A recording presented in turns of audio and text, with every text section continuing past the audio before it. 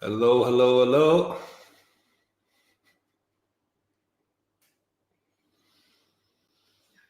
I think we're live. Welcome, everybody. Welcome.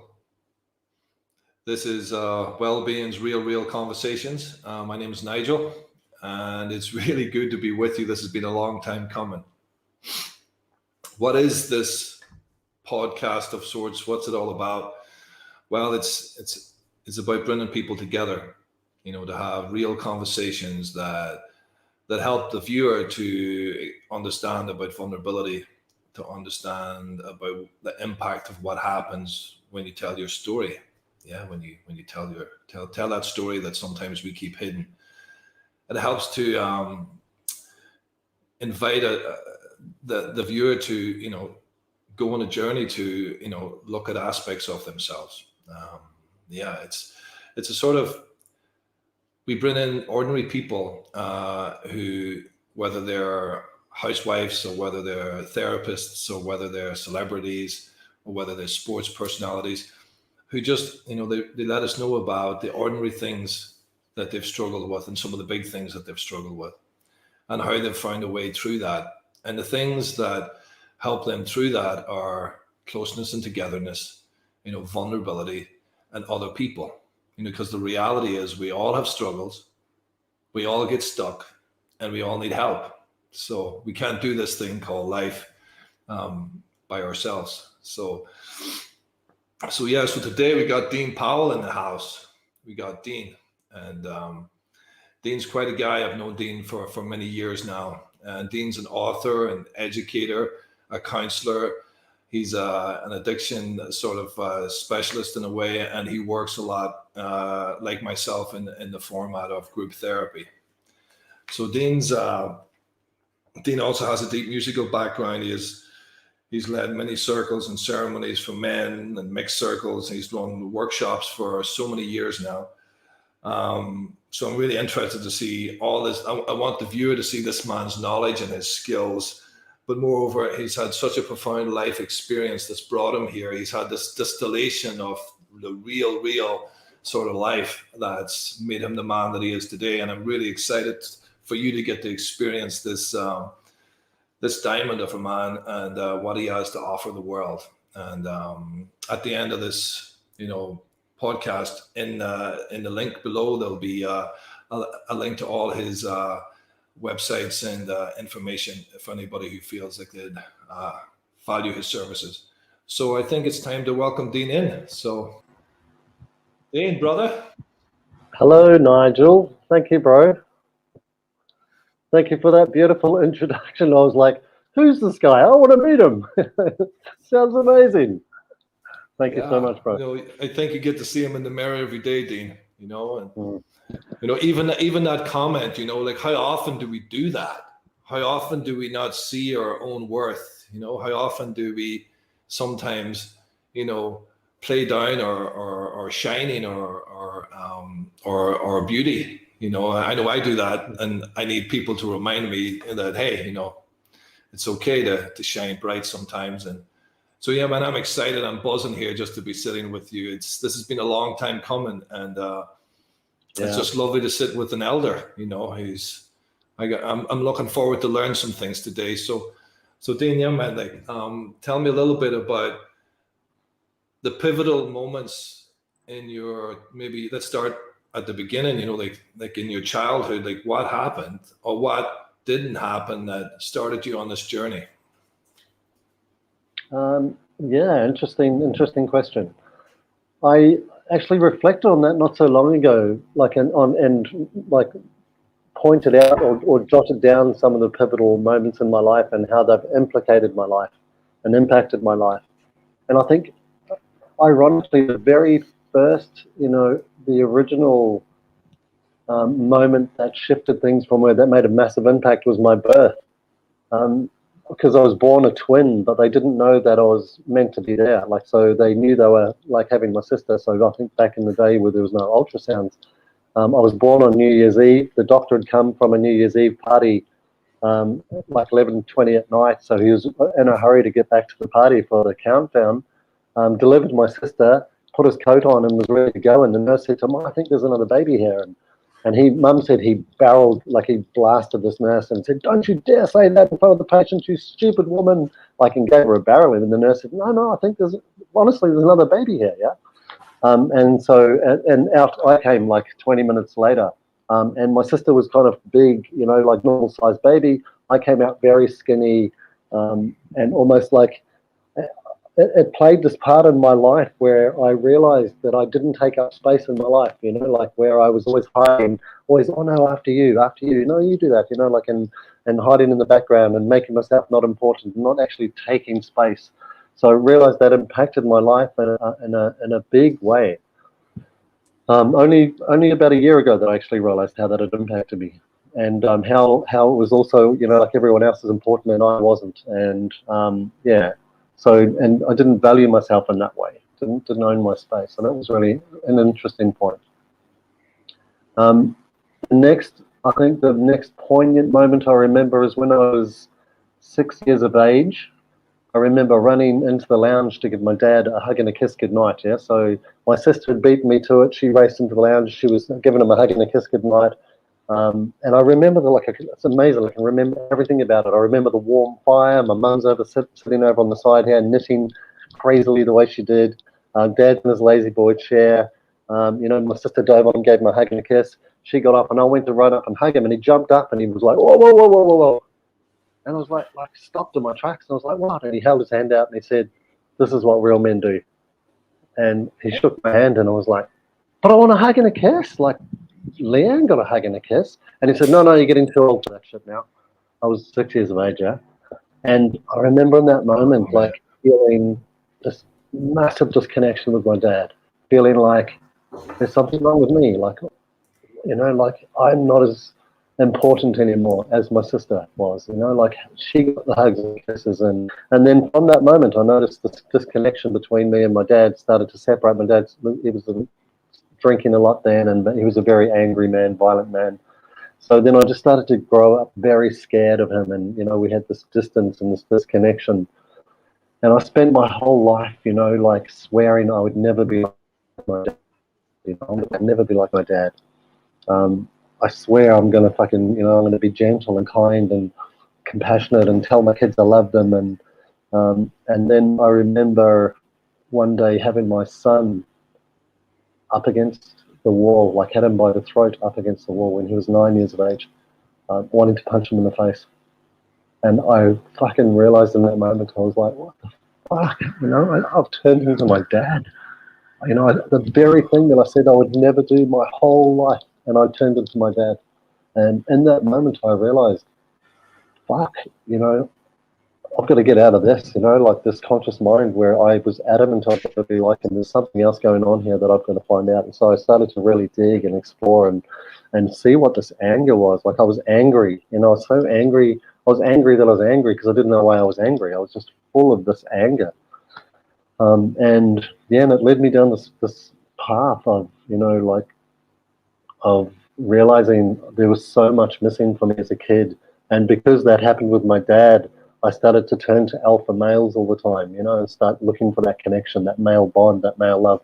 Not consciously realizing this, but it was definitely what I was doing. And I ended up, I'd always usually go for alpha male, and I was a funny kid, so I was likable, and, I'd hang with the alpha male. And then I got involved with bikies and, some heavy dudes, got involved with drugs. I became a junkie and an alcoholic, and, just went down a very Can I take a moment to pause there, Dean?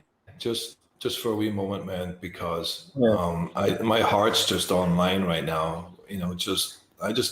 I need to just speak to some things that I'm feeling here. Just the resonance of what happens when your father's doesn't welcome you, and where he can't be with you, and where he can't meet you, and how that shapes you, and how that haunts you, and how that can echo through your childhood and into your adult life if it's not dealt with. And how, of course, it doesn't go away. Even with logical, I'll never be like that. And just the pain of how that's passed on, and it's it's not actually yours, but it's yours to work with. It's so I'm just feeling the heaviness in my heart right now, just really feeling that little boy, and and just just feeling what that was like to have such a childhood poverty of not having that deep nourishment of your father's sort of accompaniment, of his tenderness, of his interest, his time, and his touch, Mm, and like I can just feel and then of course one would want to medicate that feeling eventually, which is mm, I stopped you at the place around addiction, and yeah. I don't know about you, Dean, but I have a belief around addiction that addiction, it's many things, but one thing is predominant, that it's often medicating in either unconscious or conscious pain in the body on some level. Some holding is there on some fundamental, archaic or historic sort of happening, and so yeah, that's, if I can segue back into just this time in your life where what was the addiction? What exactly was the form of medication then for you? I mean, I think it started a long time before I realized, before I literally turned to a substance. Like I was definitely using different coping behaviors and like mechanisms to avoid realities or become really funny. But it really started when I started to smoke a bit of pot. I didn't really It didn't really agree with me, so I didn't take a lot of pot. But then I started to try other things, and it was when I tried methamphetamines and that I started to really, like, I noticed the methamphetamines and then alcohol. So combining the two, especially, like, it suddenly gave me the sense of, like, I felt confident and I felt, like I was funny and I had the sense of self, I guess. But the dangerous thing was, it wasn't me that had that, it was this. So every time I needed to be funny or to have confidence or to feel normal, I would have to have this in my system.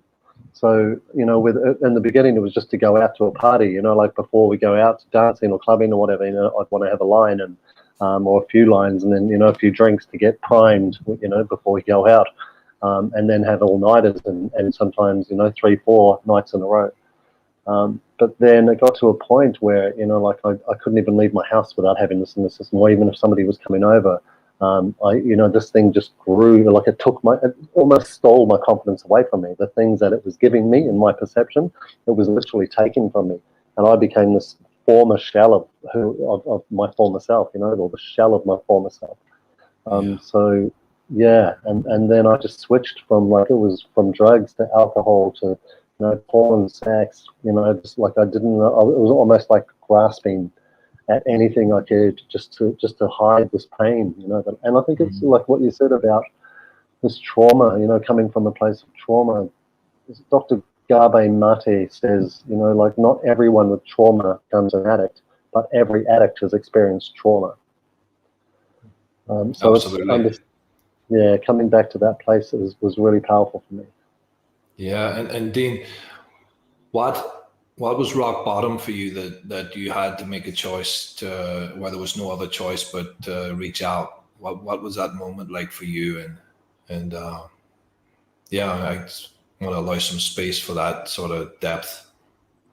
Hmm. I had a couple of rock bottoms. The first one was definitely when while I was a junkie. So I was using without my partner knowing that I was using. So I had a partner and a couple of the young kids at the time, and because I'd met her, I was using. So she didn't know that I was using.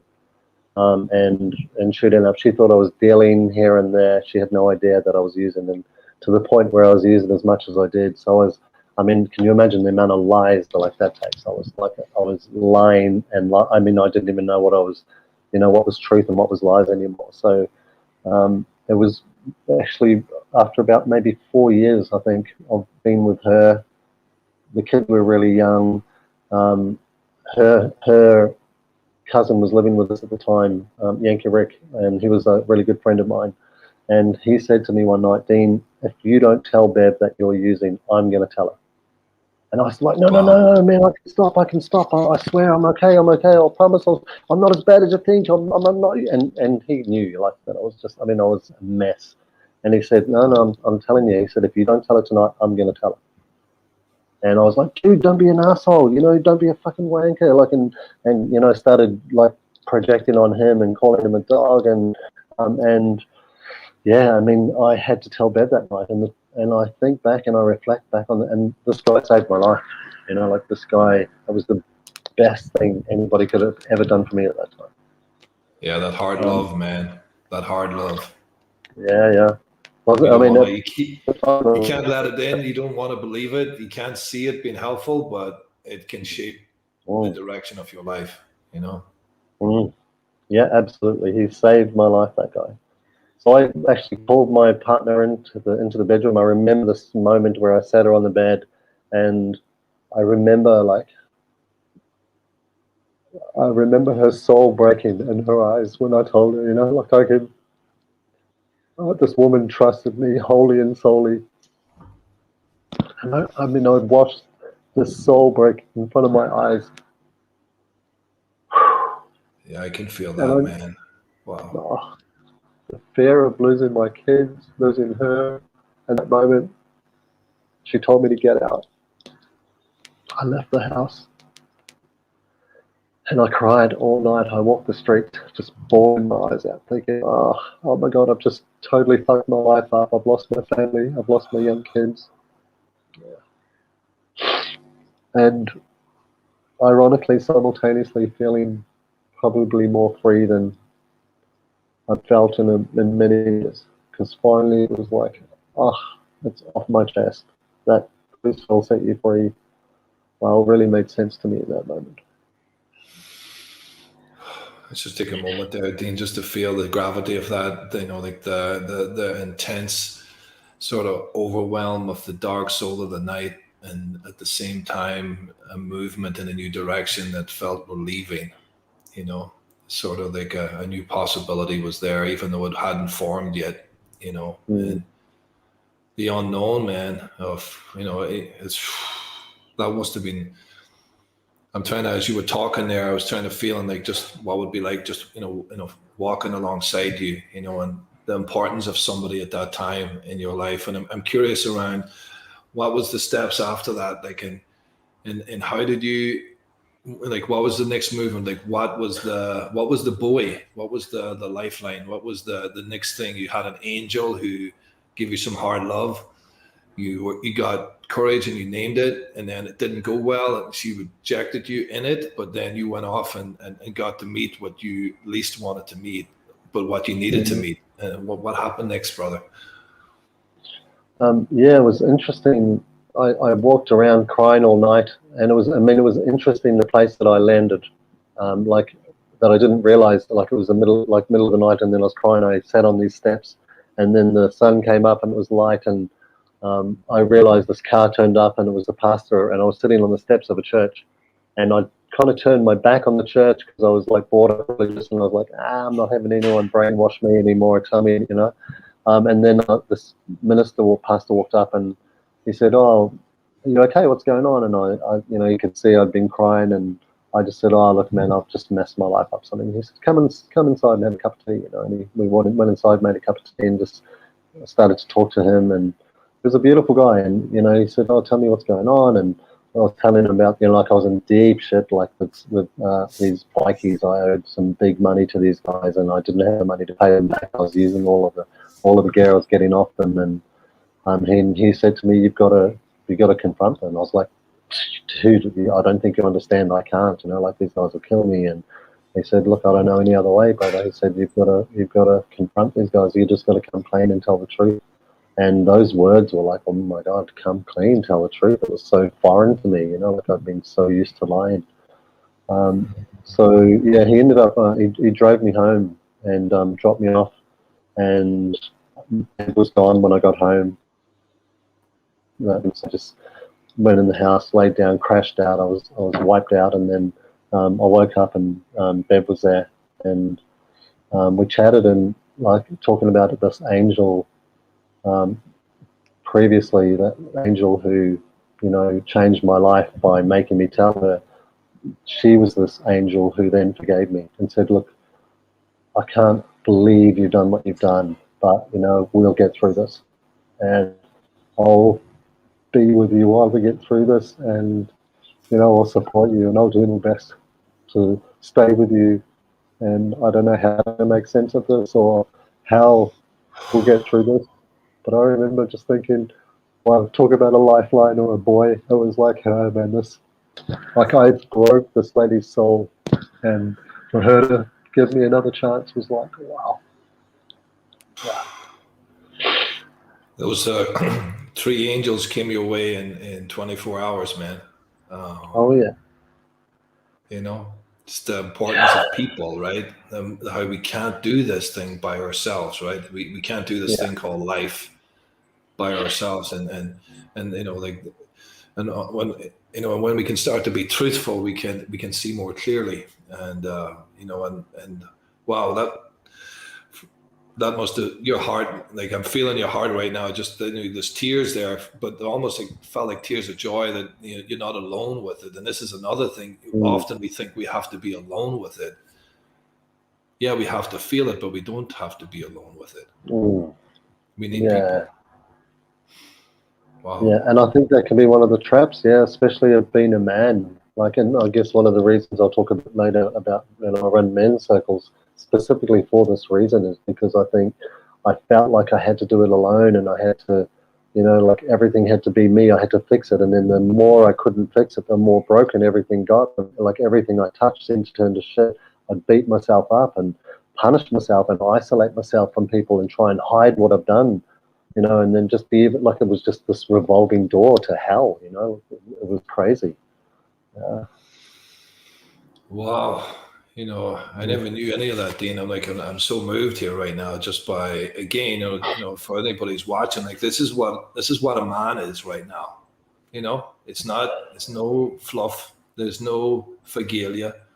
This is raw and real. And I think we all got to find ways to be more raw and real and naked in our lives, because we're only here for a short time, and the quality of connection, like my heart's buckled. My heart opens when Dean's heart's open. So imagine if you live a life where you just keep opening and connecting with people, and maybe not everybody, like you don't go into the convenience store and you're buying a baguette, and, it's not always going to work, but it would be nice if it could, but just the fun. That would be a nice baguette if that was always the case, but yeah, man, just I want a cheese. But the sweetness, man, the sweetness that I feel right now, that wow, this is beautiful. And so walk me through just the next sort of steps, man, that the real journey of coming back to the heart. Yeah, thank you, bro. It was like we decided that I need help. So Bev said, look, you got to go and get help. And we went and visited an addiction center. I spoke with a counselor, and honestly, I think I don't know if I wasn't ready to stop then, or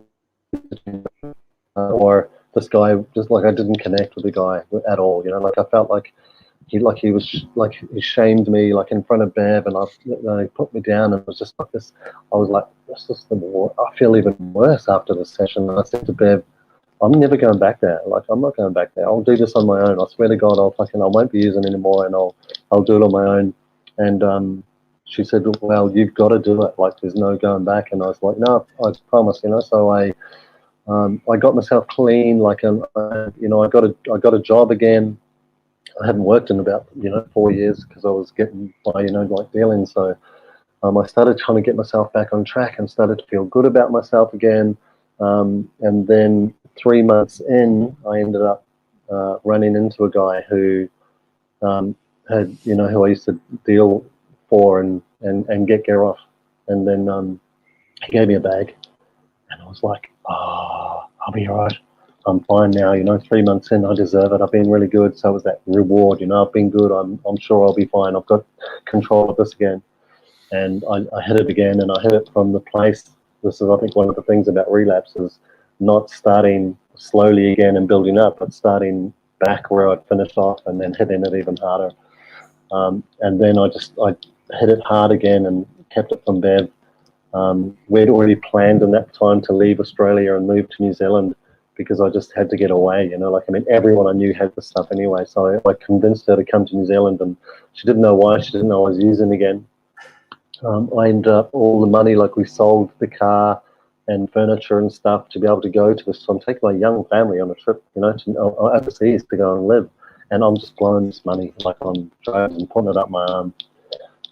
And yeah, I mean, I've got like my beautiful Ford Fairlane up my arm, and you know, all this crazy things that I did.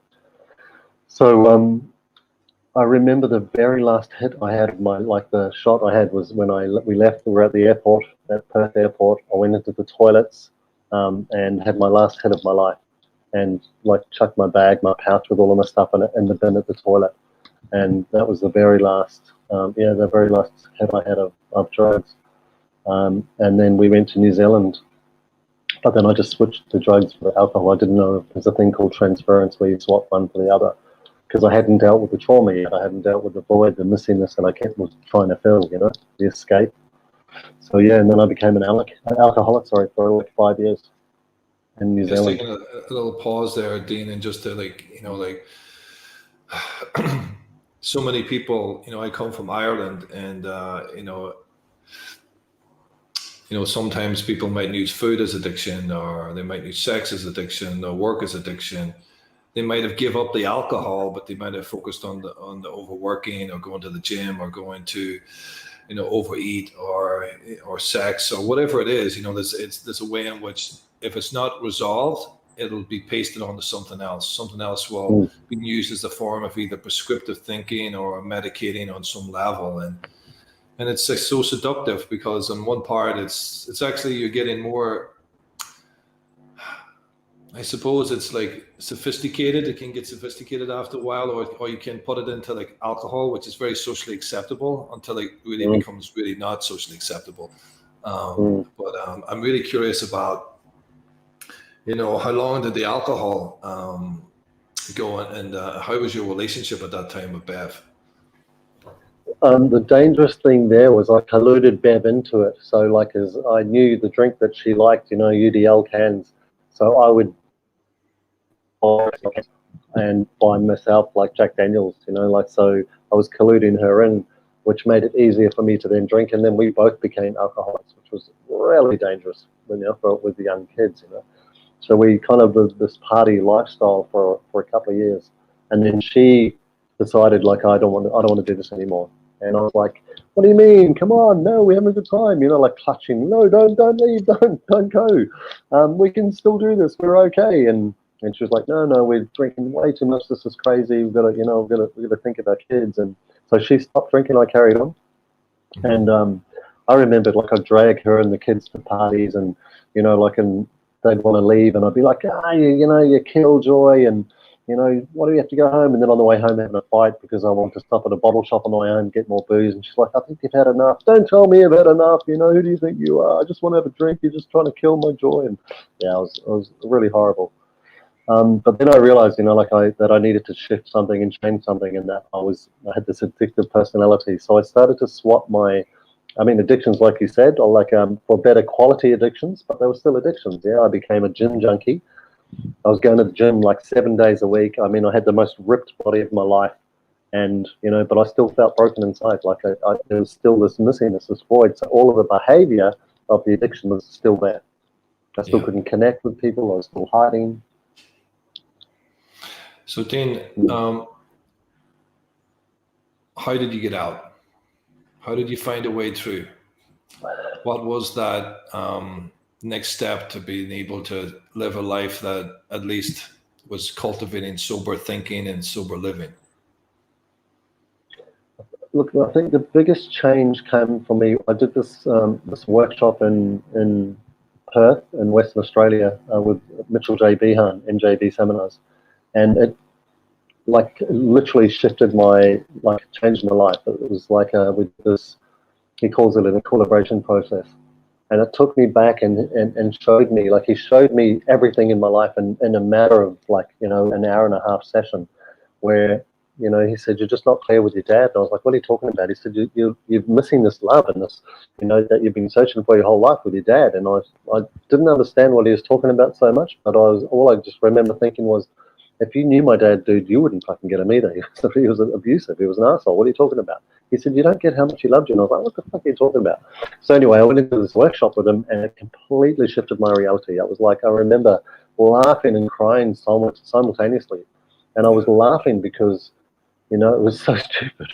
It was so simple and so obvious, that I didn't get it, and then I was crying because I'd made my whole life about this one little story that my dad didn't love me and that I wasn't good enough, and everything I'd done in my life was from that one little story. And the story was bullshit, like my dad wasn't shaking my hand because he didn't love me. He wasn't telling me I wasn't good enough in that moment. My dad had heard something at work. He was homophobic, and he didn't want to cuddle his boy or body coddle his boy because he didn't want to get beaten up as a kid. He knew I was super sensitive. He was always trying to toughen me up. And when I got that, I was like, oh my God, it just shifted my whole reality. Wow. And that was the beginning, I think, of my, my journey to looking in and discovering what else, was a lie, what else I was missing, and how do I give that to myself and start to nurture this kid inside and start to give him everything that he's been missing. Wow, man. Well, so that's when the journey started.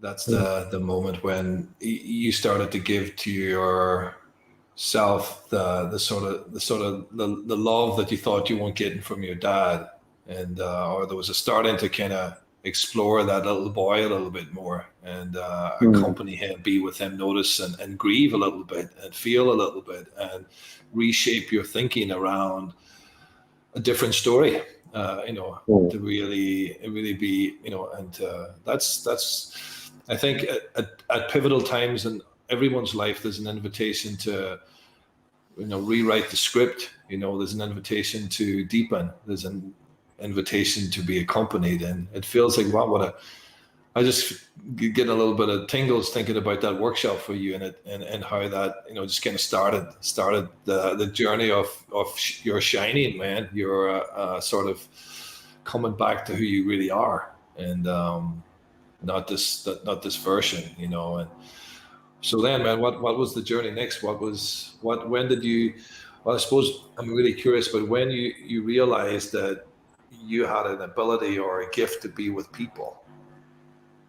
Yeah, that's a very interesting question because I hated people. Like I couldn't handle being with people or around people. They annoyed me until I actually realized it was because I didn't like myself and I annoyed me. And but after I did this, like this was so profound, this shift, I was like, I got to find out more about what's going on here. So I stayed with these guys, MJB seminars, and I, in the beginning, I just like I did every workshop, and I started to help them. I'd go in and just set up chairs and tables and help them with logistics, make teas and coffees for them. I just stuck to them like a fly on a bagel, I and then I started to get really good at the work and really starting to get a sense of it's like cutting edge quantum physics, quantum mechanics, human behavioral techniques. So I really started to. I mean, I'm not a slow learner, I'm a fast forgetter, so I needed to keep going and, and start to put it back in, like apply it into my life. But I started to realize, it was amazing stuff when I applied it into my life. So just having the knowledge was enough, like it didn't do anything. But when I started to apply it, it's like, wow, this really makes a difference. And people start to notice this shift and change in me as well. And then when I'm shifting, I'm giving them something different to respond to, which gives them something different, like then they change. Like, so I started to realize this and it was amazing. And then Mitch actually said to me, you went through that addiction journey, for a reason. Go and find out what that reason was. And I was like, what? So I went into this rehab center as a client, even though I hadn't used, I was clean for 15 years. And I just was like, okay, well, I've been through this for a reason. Let's go and see what it is and if I can give back in some way. So I went to this addiction center, and I remember the very first time, and I sat in group. It was a men's group, And I remember there were these guys there, you know, who were mandated from jail, and there were other, you know, like junkies and alcoholics, and I just remember sitting there going, I don't belong here. I'm not this anymore. I don't use. And I was like, Dino, you've got to come. You've got to come at least 2 or 3 times. And you know, like, and so I went 2 or 3 times, and then it was on the 3rd time where I remember looking at these guys going, I'm fucking no different to these guys. I am these guys. You know, these are the unhealed parts of me that I haven't met yet. And then I realized how, you know, in this group, it was like I think 12-week group that I did in the beginning. It really gave me an understanding of how I'd got to where I'd got, you know, like an understanding of family dynamics and coping behaviors and not having set boundaries and self-esteem and love and all of this stuff, you know. So it really gave me this understanding of why I became a junkie and an alcoholic, and, you know, what was missing in my family, and why I was perceived. Mm. Yeah, you just cut out a little bit there, Dean, but it's, you know, I was going to invite you to take a little pause. So man, you're speaking my language right there. Well, first of all, when are we not in group? You know, when are we not in groups? Mm. You know, we're family groups. We got friends groups, work groups, gym groups, hobby groups. We're always in groups of people, you know, but when you step into a group like a therapy group, which is what I've grown as a man so much, and it's the work I really love to do with others. But when you step into a group, like the way I'm remembering how I stepped into my first group, and you get to meet these, you know, it's not like individual treatment, but it's like this group as a whole that's been worked. There's these common threads, these sort of reflections, these disowned parts of yourself that are residing in the faces and the gestures and the non-verbals of other people, and in their behavior, and then you get an opportunity to get feedback of how you're perceived in a way where you can't help but digest it, you know, and Mm-hmm. and then other parts of the world you would just, like, you know, like, just run away or avoid it. So yeah, when I hear you talk about, I didn't know that was one of your early experiences, and you know, I understand the part that is in denial and defensive, that says, I'm not that. Look at those, you know, the grandiosity that we all have as people. You know, think I'm better than. No, we're all the same. And then to drop in, like, that was quick, four sessions, and you had caught it. It took me almost a year, so I'm a slow learner. I'm a slow beginner as well. But wow, man. Wow, so that was your first 12-week experience. That, you know, did you know at the end of that? Because I knew after a year that that's what I wanted to do. You know, I had got so much out of it. I stayed in the group for 4 years, and you know, with men, being real, being vulnerable, being naked, being, you know, just really able to go into those places and be held with others. You know, in the darkest of the sadness, the loneliness, you know, all that stuff that was boxed up and boarded up and hidden.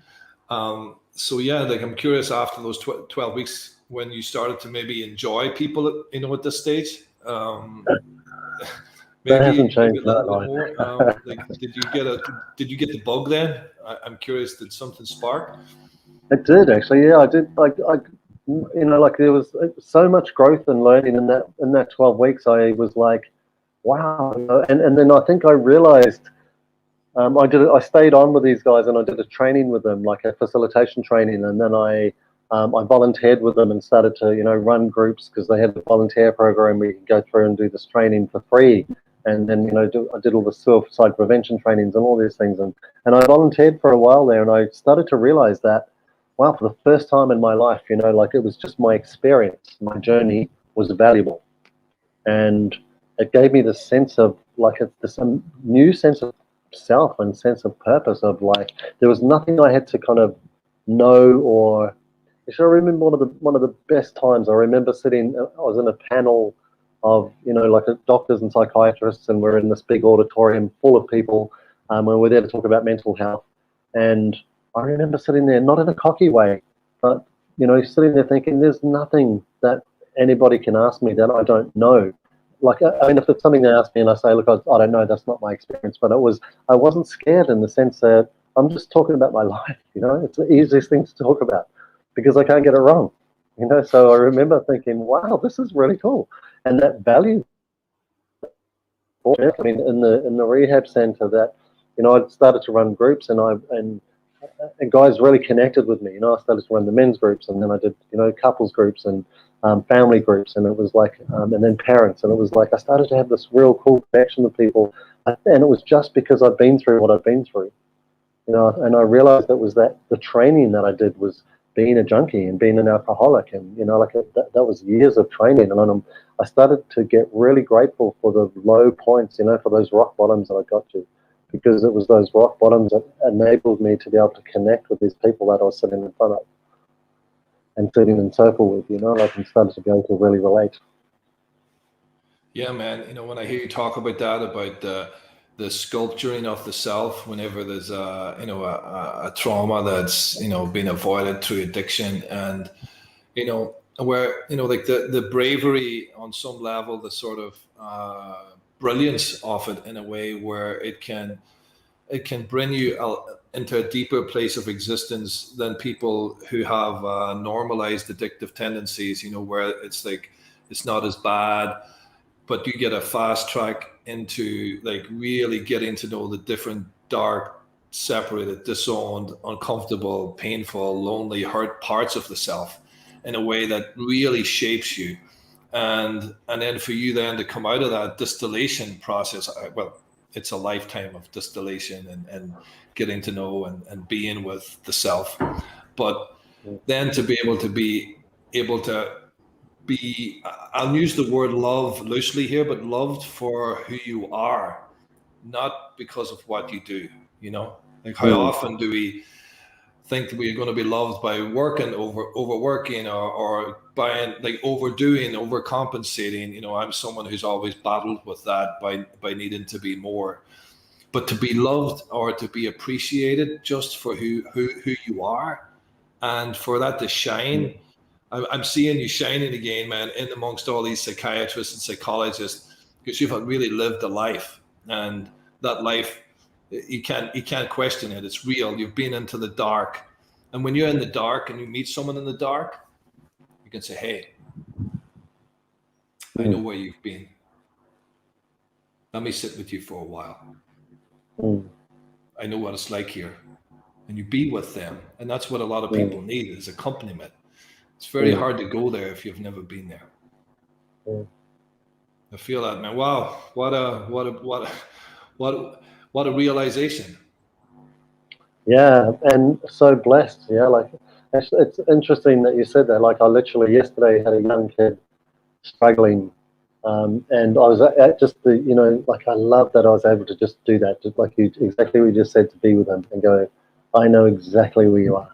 I know exactly where you are.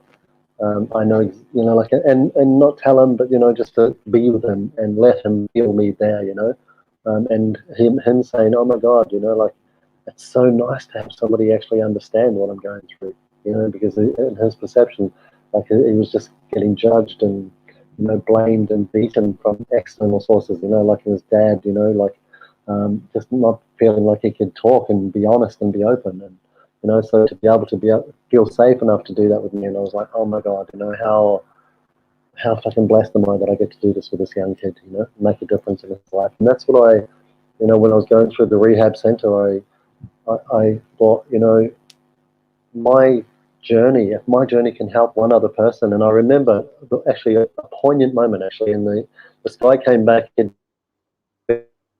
few months later, he came back. And he stood up in the group, like in the presentation one day. There was a presentation before group. Gave the presentation. He stood up and said, "Dean, I just want to say something. There was something you said maybe 4 months ago, and it was that one thing that you said that made me go home and change my whole life." And I was like, "What?" And he was in tears, and he said, "I went home." He said, "My partner and my kids had left me."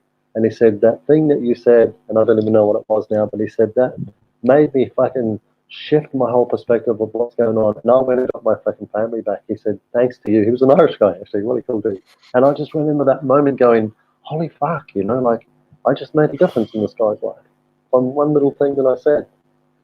Wow. Yeah. Yeah, you know what? I think this is a good thing for our viewers to understand as well, is that, it's not about fixing something, it's not about problem solving. It's not actually sometimes if someone's in deep trouble about, trying to get them off something at the right away. It's just like what they need is somebody who's just there. Mm.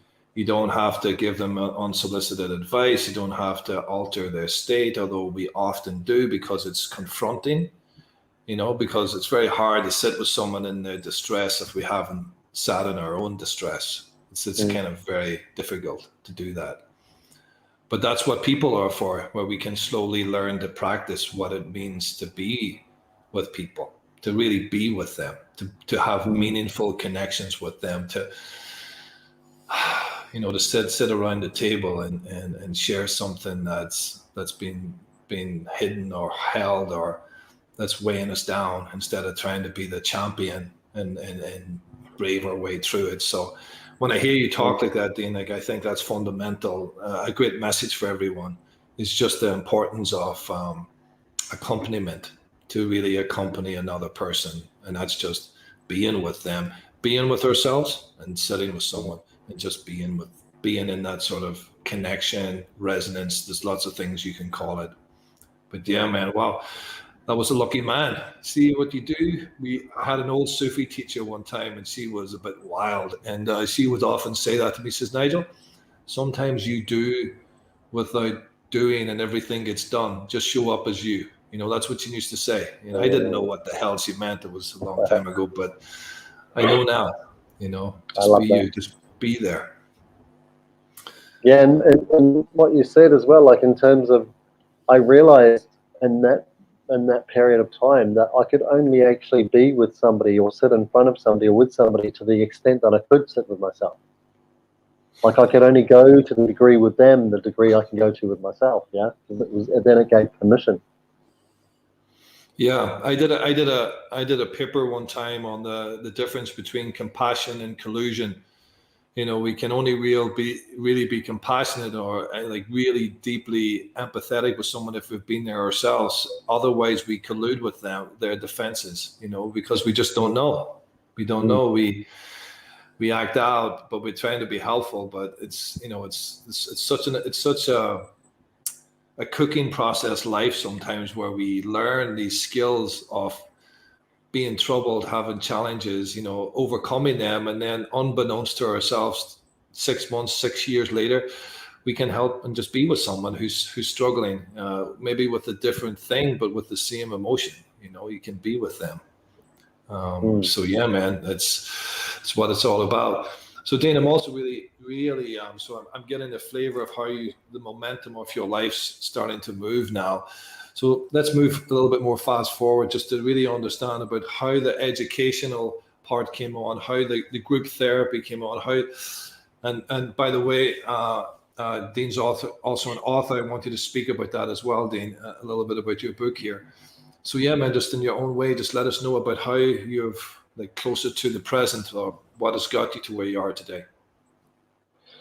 Yeah. So I think the book actually came out of that. Like I realized in that moment, if I could help this one guy, then I want to tell my story.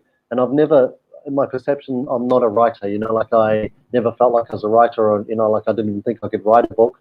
But I just wanted to tell my story, and my thought process in doing that was, if I can help another person, one person, by sharing my story, then I've got to put it down and I've got to get it out there. And I mean, I've since heard amazing testimonials and incredible feedback from people who've read the book. But there was, like, I remember writing the book, and there were this, I had to tell everything. Like the whole thing was about me declaring everything to the world. And every time I edited my book, I'd re-edit it, and then I'd leave some things out because they were really embarrassing and things I didn't want people to know. I was like, no, Dean, if you leave that out, and that was the one thing that might have helped that person that you wanted to help, then what's the point of writing the book? So the idea of the book, I think it was very empowering. It was very cathartic in writing. I cried, I think, every time I read it and re-edited. I was in tears. It was a very cathartic process. It took me about 5 years, a long time. But it was one of the best things I got to do, like in terms of sharing what I do. It's called Shoot Up. Yeah. And shoot up in many, many ways. So. Wow. Wow. It's such a sort of journey in writing a book anyway, but it's like you're revealing yourself in a very vulnerable comfortable way with any sort of writing, to publish it, but then to reveal the dark crevices of your inner landscape with the world, and so that another person can realize and maybe resonate that he's not alone in those moments. It's like that's the bridge right there, and what it would take to be able to do that, like what it takes to be that naked. Like I'm curious about that question, like what has to happen. Like you've displayed here today just this beautiful vulnerability of what I feel a man is. And I suppose I have a memory, Dean. I have a memory of a time when I first met you, and it was really, I never told you this. So you had your heart broken by somebody, and it was in our familiar restaurant that we used to both join in and also work from upstairs, and and I remember seeing you really in the pain. Like I saw you in the pain of the emotion, and I went upstairs and I cried too, because I was like, man, I had just arrived. It wasn't so long ago here on the island, and it was just very moving to see a man being that real, and it's always stood with me. Like there was that embodiment in you, and so I suppose the question is, what is it? What is it that helps a man be open, vulnerable, authentic, and real? No, I know there's many answers to this, and it's not just a simple question, but I'm curious to hear what your lived life, your lived experience has brought that to the way it is today. I think the simple answer of that would be like my old mentor and my supervisor actually in the is your secrets. And then when I wrote the book and I told all of my secrets, I remember having this feeling of, wow, there's nothing that can hurt me now. Like there's nothing anybody's going to find out. And I started to realize there was this massive power, and there's nothing, that they can use against me in a sense, like if I just let them know what is. So I started to, realize I don't have to hide anything. I can just be me. And then running the men's circles, like I think a couple of powerful things, and this, like I think one of the most powerful things happens in circle is when, first of all, for me, when I started to share and hear myself say these words out loud, and like to be witnessed saying these words, but especially by a group of men, there was something magical that happened there where it was like, oh my God, I just said that out loud, and I just said that to a group of men. But then there was also this magic that happened when these guys resonated and actually shared resonance, and made me realize, fuck, I thought I was the only one going through this, and realizing that I wasn't alone. So there was this double whammy of, this was amazing, and I started to really, that's where I love the group process, like in the men's and the men's work especially. I feel men, we're behind the eight ball as far as like sharing emotions and being vulnerable and connecting and opening up, and women have been doing that for a long time, and in different ways. But I think, having that space, but then also opening up a space for next cycles where we get to then take that and be together with, in union with the feminine has been really powerful as well. But I love the group power. Like, I run men's circles online and in person now, and this magic that happens. And guys, like when it happened the other night, where this guy just said, "Oh my God, just saying that, I didn't even realize I could say that out loud." And having you guys hear me, watch me say that, he said, "That was amazing." Like he said, "I've never told anyone that in my life. This feels amazing." Yeah, so I love that. Yeah, it's so much lighter whenever you can let it go, or even not even let it go, but just let someone be with you in it. It's and to see the ripple of how other people might be holding, and with your opening, they get in touch with it too. This domino effect of the heart, right? This domino effect of the heart. I remember I'm having this memory again of my first ever group holding, and it was I'm a naturopath as well, for those who don't know me, and I'm a therapist and a group therapist for about 14 years as a group therapist and 15 years as a therapist. And my very first group, I hadn't been trained in group therapy, and I was in my naturopathic clinic in Dublin, And I had just seen all these people with different troubles, and I said, well, let's just put them all together in a group, so we had 65 people on a residential program, all wanting to talk about their feelings, and here's me in the middle of it, not knowing what I was doing, but just knew that somehow innately we all had to come together. And of course, there was bales of straw, and there was lumps of hickory, and it was just a bit wild, and there was expressiveness, and there was vulnerability. But I remember one pivotal moment, and this is what I think people do sometimes, and I definitely was a candidate for that, was, working out of my deficit, not really integrated. I was working from this part of me that I wanted to give them all what I never had. And I did that a lot at the beginning as a therapist. I really wanted to overextend and overcompensate. I wanted to, I really wanted to give them, and I thought that would help, But here's me in the middle of this massive circle with 65 people, like feeling a bit of an imposter, to be honest, but it was working on some level. But I remember the moment I said, wow, that I need to be in group. I need to be in a small group where I am being held the way that I'm holding these people, because in this moment I'm feeling like I'm selling myself here and I'm ill-equipped. It's like something just was out of balance. It just didn't feel right. But yeah, man, and then the journey of what happens, that's pretty much, Dean, I didn't know that, but that's one of the ways that I started to open up, started to be real, started to be vulnerable whenever I was in my men's group. It was, I got new mentors. I had people, like I was surrounded, I'm from Northern Ireland, so we had a lot of, pollution of our minds, troubles, wars, sides, separation, all of this sort of embedded. I remember in high school or in primary school throwing a machine gun on my book, and the teacher said, "What's that?" I said, "Oh, it's cool," And I was like, that's just what was in the air, there was just this sort of violence. And so I never really had a lot of really vulnerable men, because maybe a lot of men may be watching here at some stage, whether live or afterwards, saying, well, it's not safe to be vulnerable. It's not safe to be authentic. It's you gotta cowboys don't cry, Dean. It's there'll be a lot of men, a lot of women. It's better to hold it in. And all these outdated things that are handed on through generations and from societies that shape us. And yeah, they shape us, but they need to be challenged. And it's great to come into spaces where we can find ways to really reshape those distorted old hand-me-downs that don't fit anymore and don't serve us. And so yeah, man, there's just so much coming up here for me. Just the aliveness of what happens when you're with people who see you, they really see you, and how that feels. Wow, it feels like you belong, right?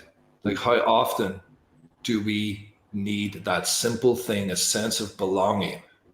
Like we all, I think it's the thing we all want and search for, and a sense of of being valued, and to belong somewhere is fundamental. And I think a lot of people miss it in their lives, and they walk around like ghosts sometimes, busying themselves and being in isolated sort of ways of being. What I mean by that is they may have lots of people around them, but they can isolate emotionally. But this thing called belonging that I'm sure you've experienced, Dean, in your group programs, and I've seen them when you bring people together and people tell their stories and they get real, that just comes, right? It comes in time. It's like even the people who are kicking and screaming, but after a while, people melt when people be real with one another. I'm curious about your experience with that. Yeah, same thing. I mean, and ironically, like you're saying about like the thing that we crave the most is that intimate connection and intimacy and belonging. And yet it's the thing we avoid like the plague. Like it's the thing that we use everything to, all of the defenses to not go there. But when we do go there, it's like, wow, this is what I've wanted. This is the thing I've been longing for my whole life, And yeah, you're right. It's like when we allow ourselves to do that. Like I think there's this amazing Like, I mean, I have an amazing network of, the people that I've worked with, where they feel safer with each other than they do with their own families, because it wasn't safe for them to share and to be open and to be held and to be seen like this with their families, and it still isn't for a lot of them. Because because some families and parents weren't taught how to hold that space and how to be in that way, um, only because they weren't taught, not because they didn't necessarily want to. I remember, as a dad, I've got 4 kids and a grandson, and I was given the opportunity. So after having my son by the throat, and I raised my 2 older kids, and as not a very good dad, but then I had a younger daughter, and I was given the opportunity to parent her completely different, which was an amazing, like a gift from God. And then we didn't actually know her name as Shaylee, and it wasn't until a few months after we'd named her that I realized we found out her name means gift from God. Which was really cool. So, and I sat the other 2 down, the older 2, and I said, look, I'm going to parent her differently than I parented you, not because I love her anymore. It was just because I was completely ignorant. I had no idea what I was doing with you guys, And then they helped, parent this kid, and like, she has such an amazing sense of self, and she taught me so much about being a parent, about patience and letting her be a child, instead of trying to smack that out of her. Letting her be her. Yeah, Is Dean, such a just want gift. to pause there. Like, that's such an amazing point that you've made, because um, how important it is to have support. Like the journey you had in the supportive therapies and techniques and gatherings that you attended, that started to really reshape your mind and open your heart to you and to the world, and I suppose engaging in life, which I think is the next biggest thing. We could have a whole month's podcast just talking about engagement, and how I think I'll make a note of that, because that's something which I would love to return to with you. And but this place where how it's so important as parents to have support. It's not easy being a parent. Some parents try to be perfect parents, and other parents just are not in the building. They're good people, but they don't know how to be with their kids. And so it's just, just to all the parents out there, I'm a parent myself. I have a beautiful 3-year-old daughter. She should be sleeping right now. Her name's Sky, and a beautiful wife who's probably watching. Just a hello to Lisa. But to really, like I need support, for me to be a good husband, for me to be a good enough father, father. I need support. I need to be with men. I need to be with friends. I need to be, it's like the more support I have, like the more I can be within the family in a way that's grounded, connected, where I can witness my child, like be with her, sit with her, listen, where I can really, I think a lot of people need to learn what it means to rear a child. It's not just feeding them and putting a roof over their head. There's a lot involved there, and you've had 4, so Not just I should providing. be calling you up asking for advice as well, Dean. So Well, I mean, I think, like you said, a good enough father. Like, I think many things that I didn't do very right, and one of the things that I do, like I share with my clients, is, a lot of people parent from their own pain. They try to give their kids everything that they never got, or they try to save them from going through everything that they went through. And then the child just feels overwhelmed, because it's like, I want to live my own. I want to be me. I don't want to freaking live in fear of what happened to you. And, so I think this projection can impact a child so much. So I think, like you said, it's just, we can get lost in trying to provide and trying to do everything right, and forget about just being with them, because they want us to be. They want us to see the world through their eyes, to enjoy their values in the way that they enjoy their values, and not impose my values on top of them, finding out what their values are and what they love, and, and talking to them and communicating them in terms of that, is gold. Like I got to do this with my younger one, and find out what she really loves in life. And I miss that with the elder two. I miss that with my other kids, and it's like, and it definitely shows in the relationship. Like I was able to rebuild that for a period of time. Afterwards, which was beautiful. But there's years that I'll never get back. And I mean, that's also gold in a way, because that serves as well, like in terms of the pain that I got to experience there is also useful in terms of what I do now. So it's definitely balanced in that way. But yeah, man, there's so much learning to be had there. And it's Yeah. like you said, we're always learning. Yeah. It's hard being, in the world, and it's hard being when you say yes to a committed relationship. There's, to really be in a committed relationship, you'd have to know that there's work involved, unless you just want to be boats that pass at nighttime at the kitchen table, Mm. and there's a lot of work involved in understanding what it means to be a parent, Mm. and the thing is about, hey, like, so, there's so many parents I work with, and one of the main arguments is the parenting styles. For example, how they got parented would be different than how Mm. their partner got parented, and the parent, they have conflict around how to do it. Mhm. But there's so many different things that happen when you bring people together to bring another little being into the world, Yeah. and over the years, and with my therapy clients or group participants, that it's when they can be with other people and learn to just share the struggle. So many of us think that we're all alone with it, like it's just Mm. us, it's like, it feels so insular, it feels so Mm. contracted. But when we can let that out, Yeah. there's more of the, I have a men's group that's been running now about a year and a half every week. And there was a man, one of the guys said, you know what, you were right, Nigel. He says, like, I didn't realize that both being with men, like being vulnerable and intimate with men, how I could bring that back into my romantic relationship with my wife, and how Mm. I can bring it back into my relationship with my sons. And he says that it was something that he laughed at in the initial opening. He thought, like, hey man, what's this guy talking about? He said he's full of it. And then after he's now in it a year and a half, and he came around and he says, man, he says, like, my wife wants to invite you around for dinner. And I says, well, that's nice, but that's a boundary infringement, but thank her anyway.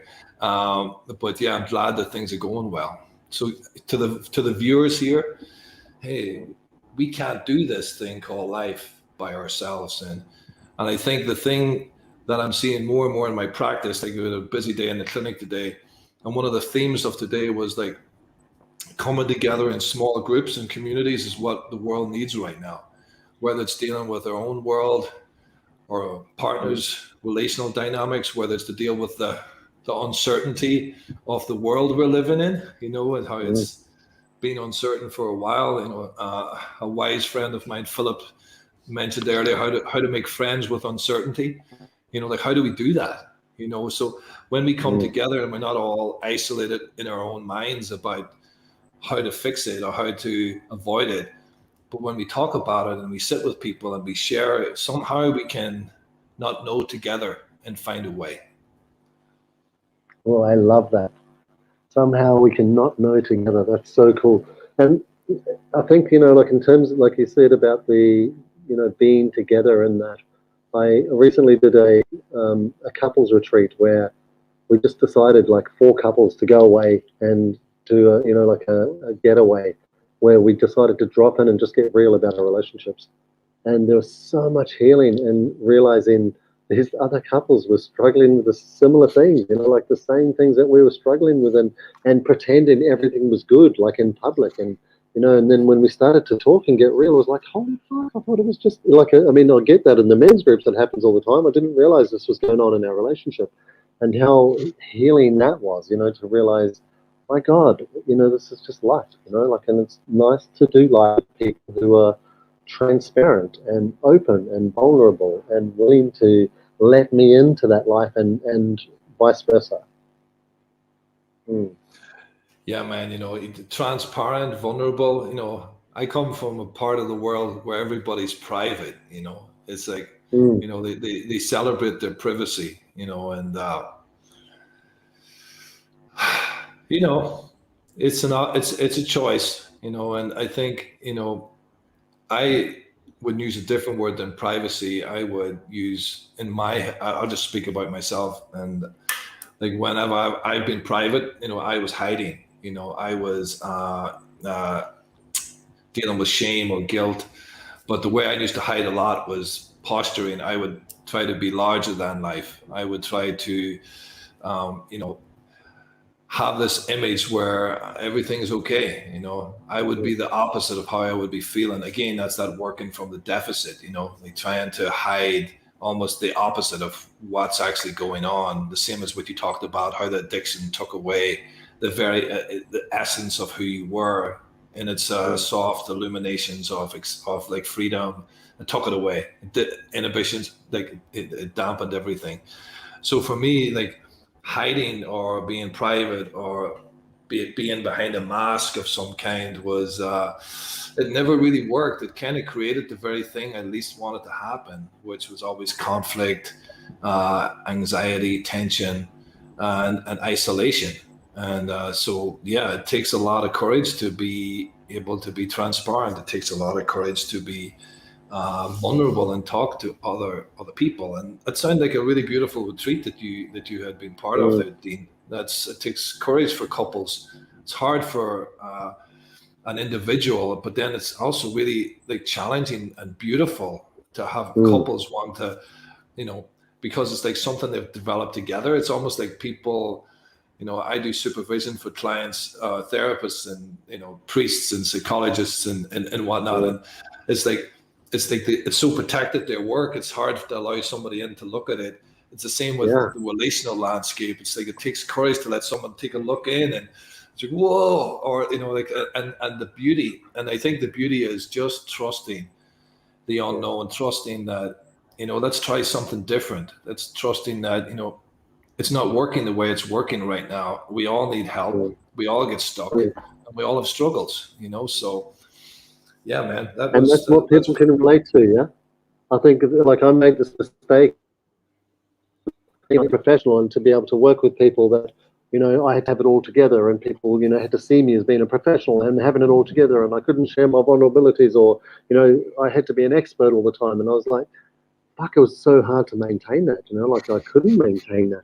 And then realizing the more I open up and share and like and share my vulnerabilities, and that I'm where I'm really not doing well, then my clients can relate to that. People can relate to that and actually connect with that and at a more human level.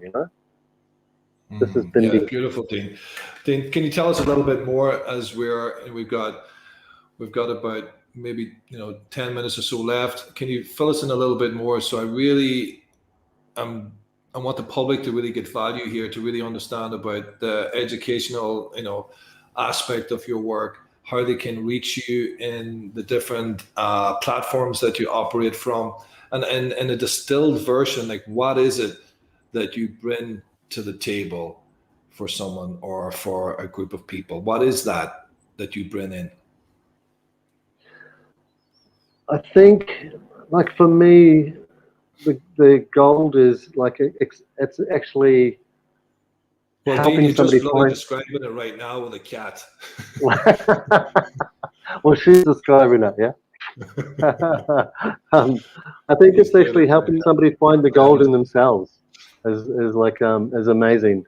It's the best thing I get to do with people. Like I love, the fact, like I said before, the fact that I just get to be me, and by being me, it's it's bringing value to other people. So there's a number of ways I do that. Like I have I have online programs, addiction programs. One for people who are struggling with addiction, a 16-week program that they can do in the privacy of their own home. And it's not about the addiction, it's about what's missing, the void, how they got into that, how I got into that. It was all the gold that I'd learned from the rehabilitation centers and the clients I work with then, but also some of the more cutting edge stuff that I work with. And then I have a 12-week online program for people who are looking after people with addiction, because quite often they're the ones who are struggling more, parents and siblings and, and partners.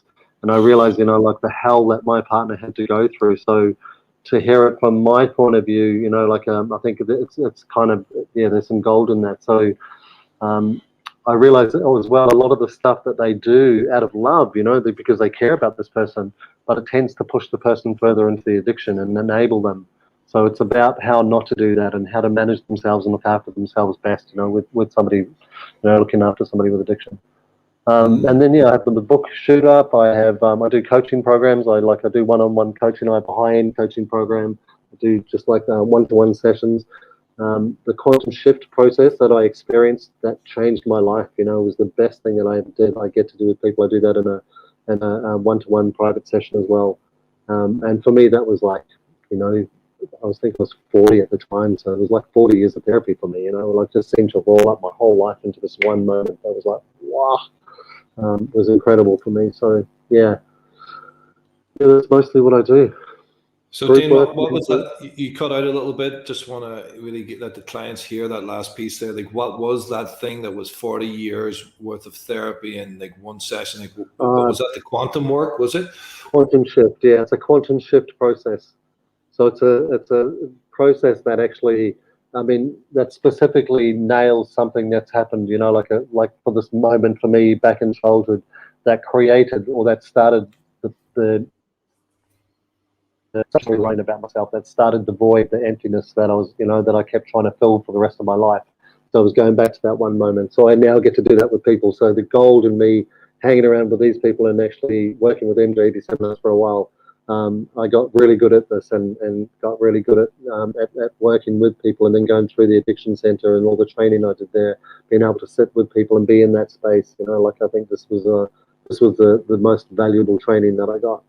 So yeah, it enables me to love what I do and do what I love, bro. Like you, yeah.